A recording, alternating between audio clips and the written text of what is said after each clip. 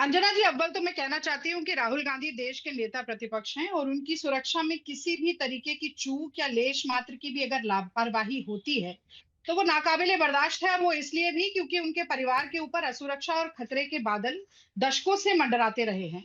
मातृभूमि का कर्ज ऋण उतारते हुए इंदिरा गांधी जी शहीद हुई, 33 गोलियां उनके शरीर पर लगी थी। गांधी जी को बम से श्री पेरम्बदूर में उनके शरीर के चिथड़े उड़ा दिए गए।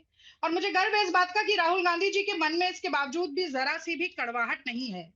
और वो कम से कम देश के लोगों से जब मिलते हैं, बच्चों से मिलते हैं, तो ये इस तरीके से कटीले झाड़ों के और तारों के पार खड़े करके बच्चों से बात नहीं करते। प्रेम, आत्मीयता, स्नेह के साथ गोद में उठाते हैं, माथा चूमते हैं, नब्ज टटोलते हैं, हाथ पकड़ के साथ में साथ चलते हैं।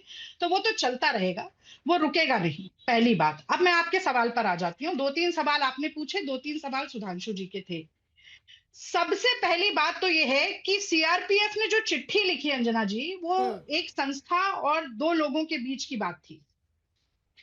मल्लिकार्जुन खड़गे जी जो कांग्रेस के राष्ट्रीय अध्यक्ष हैं, उनको चिट्ठी लिखी गई और राहुल जी को लिखी गई। और उसमें बताया गया कि सिक्योरिटी के क्या क्या लैप्सेस रहे, कुछ अंश आपने भी पढ़ के बताया।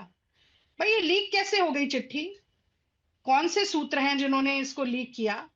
किसने किया? कैसे हुआ?